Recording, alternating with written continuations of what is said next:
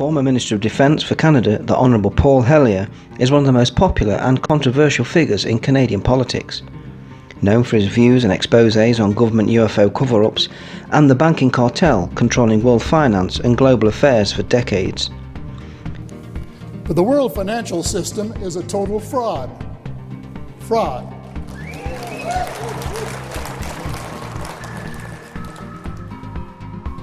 This cabal, their end game, is a world government.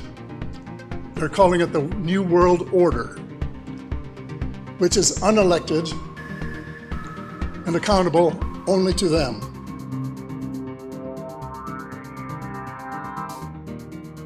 Born in 1925 in Ontario, Paul was first elected in 1949, being the youngest cabinet minister at the time. He rose through the senior ranks to the post of Minister of National Defence in 1963, overseeing the integration of the Royal Canadian Navy, the Canadian Army and the Royal Canadian Air Force into the unified Canadian Forces. Hellyer also served as a Transport Minister and was Senior Minister in the Cabinet, the equivalent position of the Deputy Prime Minister is today. His 1968 chairmanship of the Task Force on Housing and Urban Development has given him a lifelong interest in macroeconomics. He later formed the Canadian Action Party in 1997, as Hellyer voiced his belief that both Conservative and Liberal parties were embracing globalism. He resigned as leader of the Canadian Action Party but remained a member. Paul Hellyer's interest in UFO activity began while he was in office, and since resigning from political leadership, he has spoken openly about the existence of UFOs and ET visitations covered up by our government.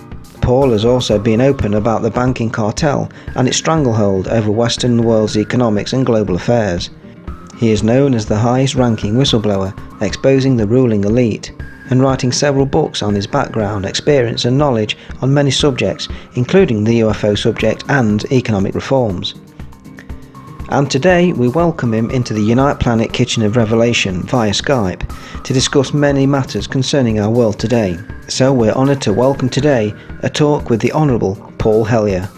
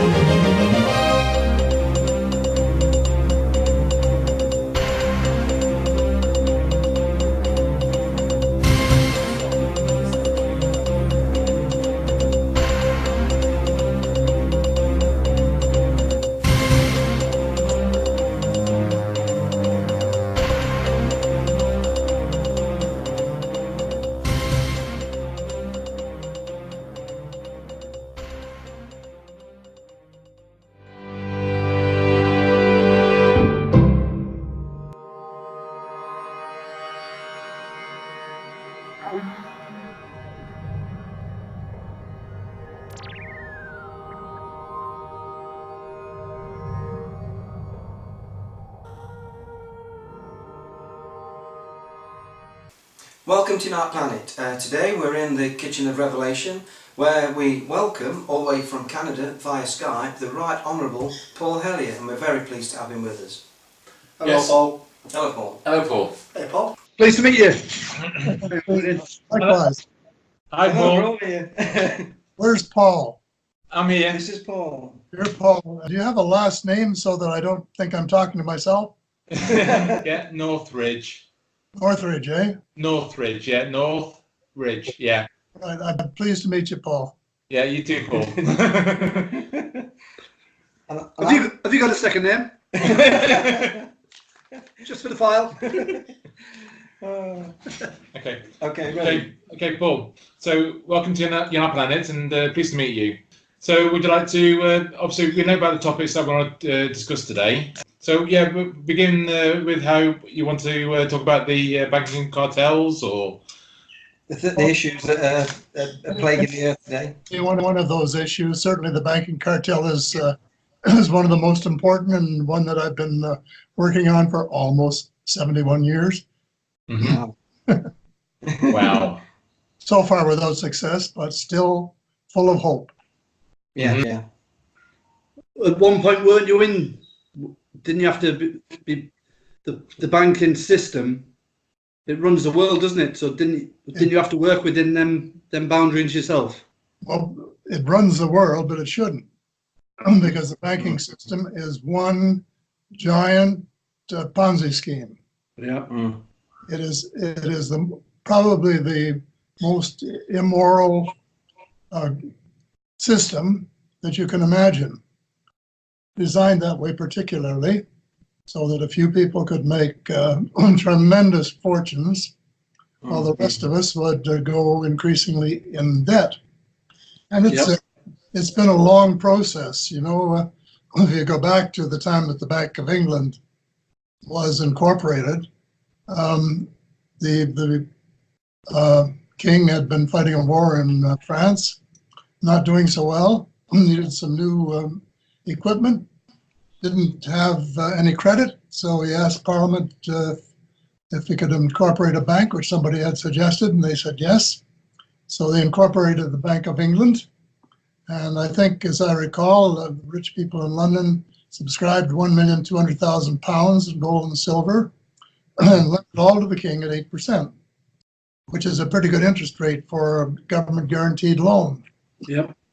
Well, then, to show his appreciation, the king said, well, now you may print, P-R-I-N-T, another £1,200,000 and lend them to your rich friends at high interest rates. So in effect, the bank was lending the same money to the king and their friends, private friends, and getting interest from both simultaneously. This is what we call leverage, and that was 2 to 1. Well, over the years, that leverage has increased dramatically. Early years of the the early years of the 20th century, I think, in the United States, federally incorporated banks had to have a gold reserve of 25%. So they were able to lend the same money 4 times. When I was young, which I can barely remember now, and for a long time after that, our banks in Canada had to have a cash reserve of 8%, which meant they could lend the same amount of money 12 and a half times. Yeah. Then along comes Milton Friedman and says there's a better way to run things. We'll give the banks more freedom. And they got Paul Volcker and others to go along with it. And they say, well, how about letting the banks lend the same money 20 times? 20 times collecting rent, interest from 20 different governments, corporations, or people simultaneously, and not blinking an eyelash, saying this is what we're entitled to do. In other words, a complete monopoly. And the result of this system, and we'll jump ahead a little bit, then maybe go back. The result of this system is, I think about 6 years ago, 88 families earned half the wealth, owned half the wealth in the whole world. Yeah. It dropped to the next year to 82, and I think in 2016 or so, it dropped to 62 families, owning 50% of all of the wealth in the whole world. Can you imagine? I can't get my mind around it. Yeah. Sometimes I play a little game and say, well, if you start looking at the big cities in Asia, say, for example, Beijing and Peking and Hong Kong and so on, up and down the coast, and you come over and go Vancouver, San Francisco, and Los Angeles, and jump to the middle of the country, and you get New York and Toronto and Montreal and Philadelphia and all of these other cities, and you jump across the pond and you have Manchester and London and so on, and then you go to France and you've got Bonn and Paris and and on to Germany and so on. And then say to yourself, this goes on right around the world, in every country. And 62 families that you could put on one suburban street own every second city around the world, lock, stock, and barrel. The equivalent, 100%. Now, you think that's a fair system? Of course it's not. Of course it's not. It's robbery. It's grand larceny. That's what it is. And somebody's got to do something about it. And especially, you know, now when there are so many unemployed people in some parts of the world, still Southern Europe, for example, and we just have to, I think, come to grips with the fact that we have been doing a lot of things very badly. The monetary thing is a very important one because it really decides the rate of unemployment, the rate of growth, and so on for basically most of the countries in the world. And I have been promoting a new plan really based on my personal experience because I'm a child of the Depression. I grew up during the Depression. I know how just dreadfully awful it was. Yep. In 1938, in my country, Canada, there were no jobs. And in 1939, excuse me, the war comes along. Thought I had a glass of water. It's over by the phone. Yeah, we'll sit with that. So that's the best substitution I think I've ever seen. You could see We'll edit that in later. So came along. Pretty soon everyone was working. And we were in the armed forces. I had spent a little time in two of them during the war. Never got overseas, but I know how the system works. And then they were building munitions and factories and all of this sort of thing. We got down to a minimum of 1% unemployment.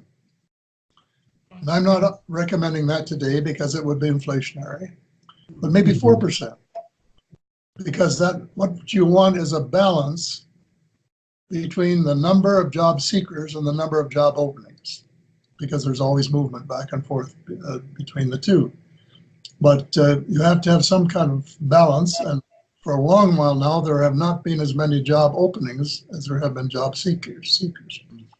So something has got to be done about it. Well, you may ask the next logical question, where did the government of Canada get the money to finance the war when we just came out of a depression? There's all the money for war.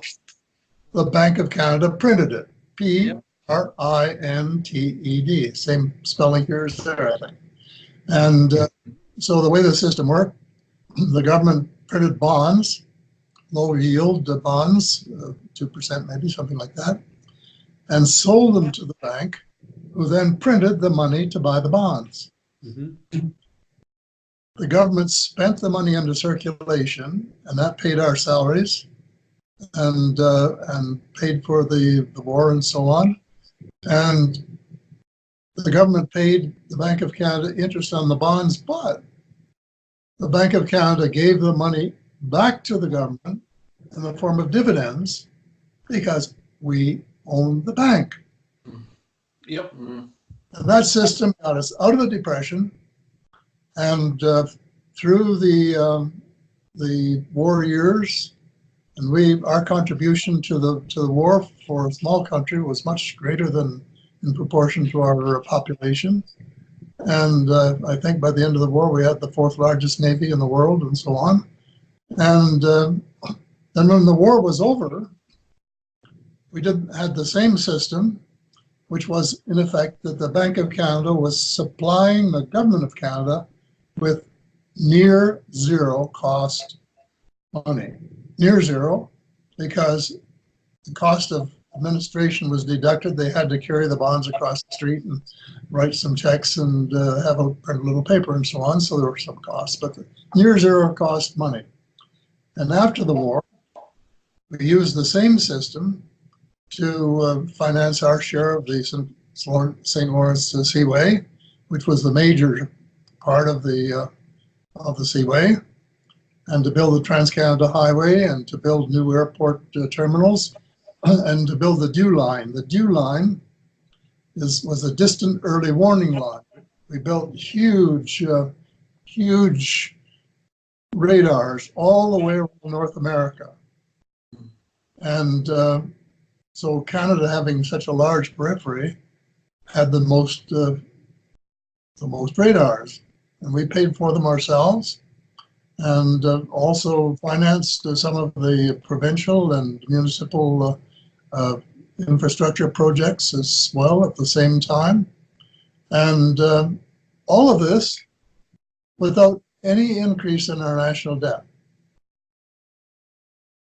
And that system lasted until 1974. In 1974, we'd had a couple of new governors then, and they weren't a patch on the first one. It was really brilliant.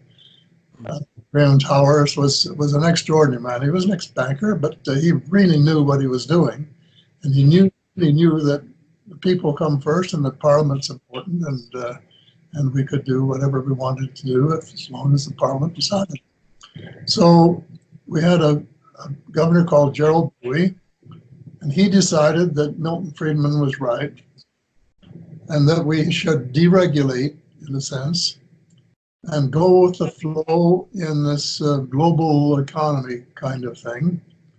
And so Jerry Bowie adopted what was called monetarism. And two things. One, they started taking their orders from the Bank for International Settlements in Zurich.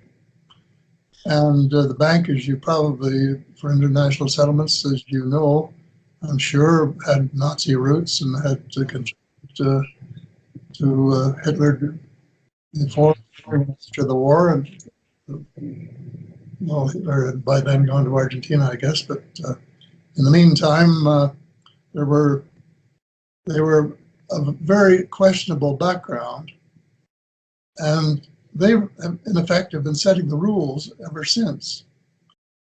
And we have decided to go with those rules. And what that meant was that we would use interest rates to control inflation, which is like using a bulldozer to weed a garden. And, it's just stupid, Yeah. These are bureaucracies we're talking about. And that governments should no longer provide cheap money, at least central banks should no longer provide cheap money for governments. So not only did they bring on a terrible recession, 81, 82, put millions of people out of work, millions of people out of business, and millions of people out of their homes across the continent, North American continent, and I presume elsewhere as well, and really create havoc. They raised interest rates in the United States to 18%, to Canada 22%, and we had to borrow in the market from the moneylenders. The 22%, the debt multiplies 100% in 4 years.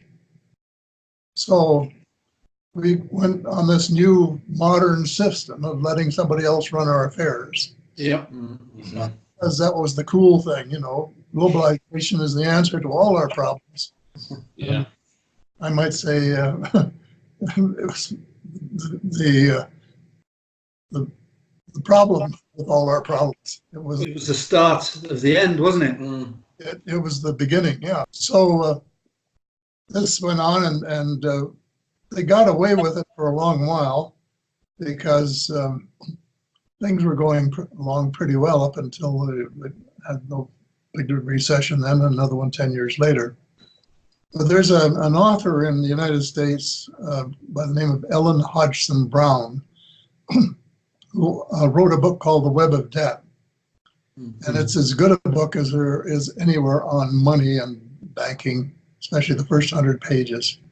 And I know her very well, quite well. I was very well. And she was talking to me one day and she said, "Paul, do you know how much interest you people have paid on the money that you've had to borrow because you changed the system in 1974? She said, "More than $1 trillion."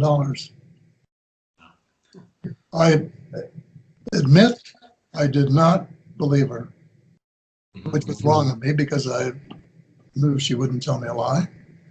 But I still had, at that time, I had privileges with the Parliamentary Library and their group that looked into these things and answered questions for people. And so I asked them a question, and they came up with the answer 2 or 3 times. But the latest one, I think, was that between fiscal 74-75 and fiscal 2013-14, the Canadian people paid 1.37 trillion. That's T-R-I-L-L-I-O. And I don't think you have exactly the same thing over there.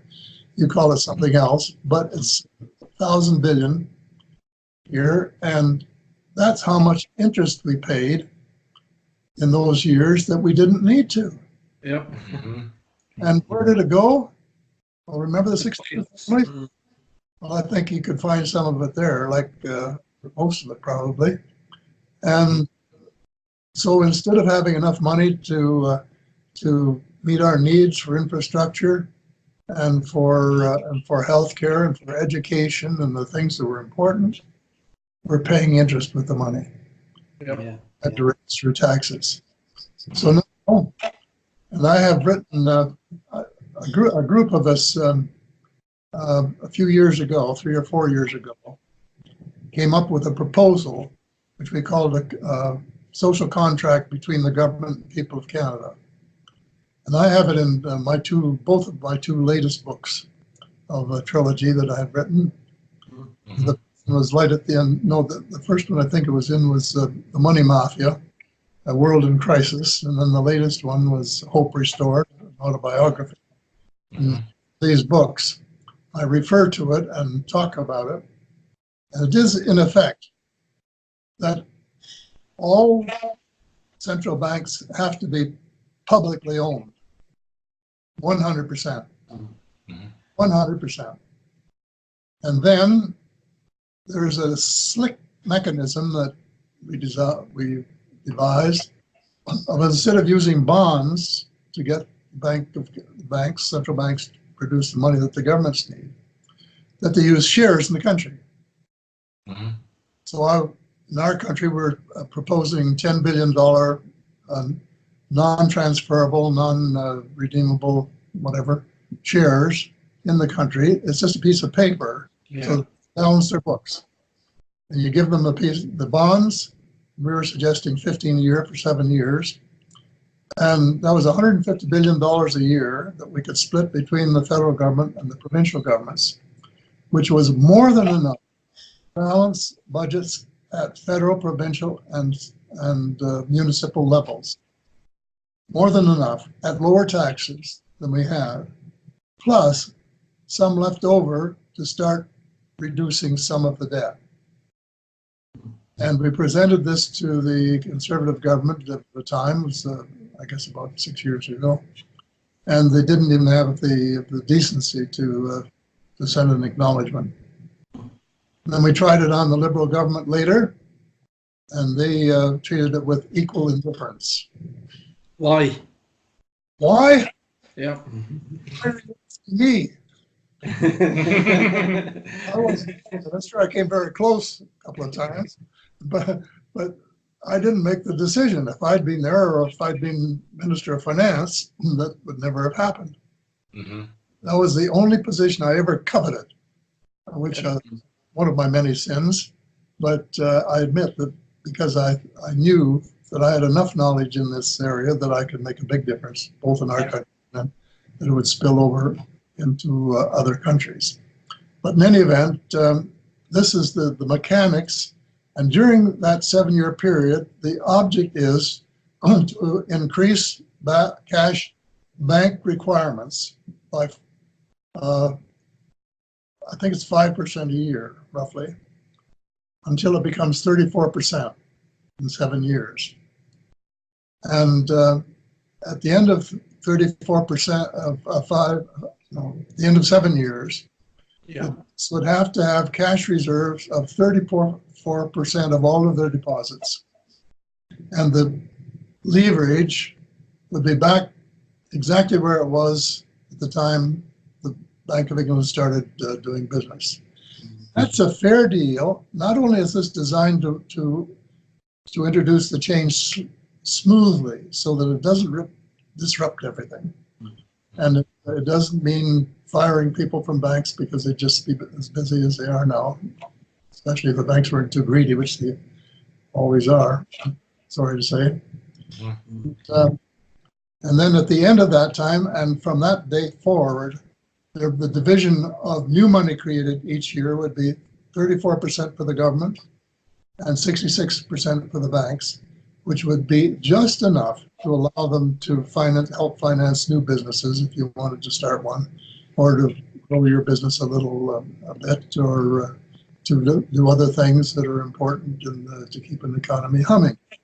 So that is what I have been proposing, and I have been talking about it until I'm blue in the face, and will continue to do so until somebody listens or I have no longer the energy to open my mouth, one or the other. So that's, now the repercussions of this sort of thing are enormous, because amongst the major problems facing the earth, and that's certainly in the top three, the next one is global warming.